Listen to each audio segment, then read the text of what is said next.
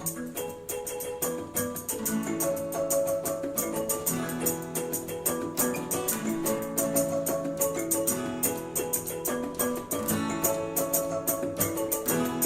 haine pour les choses du monde.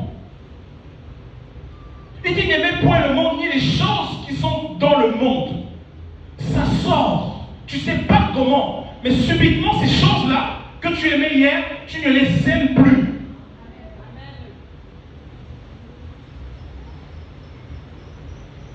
Je vous assure. Je vous prends un exemple. En arrivant de cette ville, j'ai fait un constat. Et je me suis dit, dans 10 ans, ce serait exactement la même chose. J'ai trouvé que les gens, le niveau de dégradation dans les tenues vestimentaires dans la ville, je ne sais pas si ça s'est multiplié par 10. Ok. Oui, je vous assure. On a mal à se promener dans la ville. On est obligé de garder nos yeux. Parfois, tu conduis, tu arrives, quelqu'un passe devant toi, tu es obligé de te cacher. Oui, vous savez pourquoi? On le fait. Avec mon épouse, on le fait. On ne veut pas regarder ces choses-là. Nous gardons nos yeux de tout ça. Parce que nos yeux sont sanctifiés. On sait que la petite minute de la capture que tu vas avoir va t'ouvrir une porte dans la nuit. C'est ça qui va faire que tu vas te coucher pour dormir et puis une femme va venir te chercher. Nous gardons nos yeux de ça.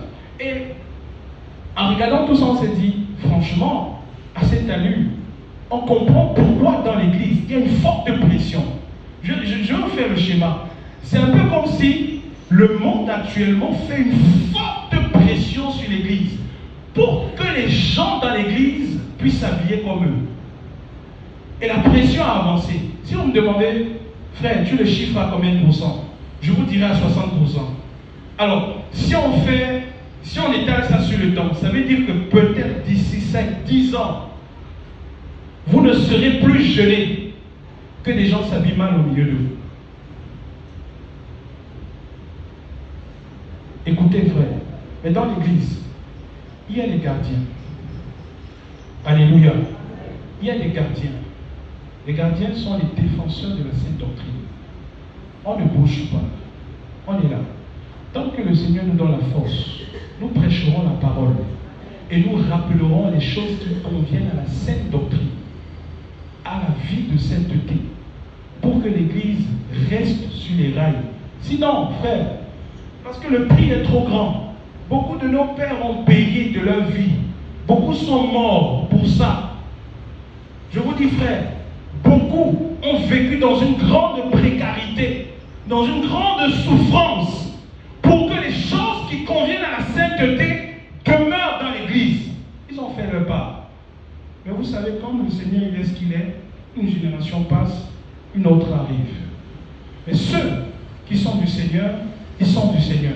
Et la parole dit que le Seigneur connaît ceux qui lui appartiennent. Alléluia. Est-ce qu'on se comprend, frère? Donc, ce que je suis en train de dire ici, c'est très très important. Il n'y a pas de technique. Toutes les techniques que vous pouvez voir, c'est des trucs qui n'ont pas de place dans l'église. On n'a pas besoin de s'éloigner de la simplicité par rapport à l'évangile. L'évangile est très simple. C'est dans la simplicité que le Saint-Esprit se déploie. C'est la simplicité qui marque la différence dans cette génération. Est-ce que vous comprenez, frère? On n'a pas besoin de rentrer dans des estrades. On n'a pas besoin de copier les autres. On n'a pas besoin de chercher à ressembler les autres. Chacun sait de qui il détient son onction. Chacun sait de qui il détient son appel. Si c'est le Seigneur qui t'a appelé, il justifie ton ministère. Tu n'as pas besoin de rentrer dans les choses extra pour chercher une forme de démonstration de je ne sais pas quoi. L'évangile est simple.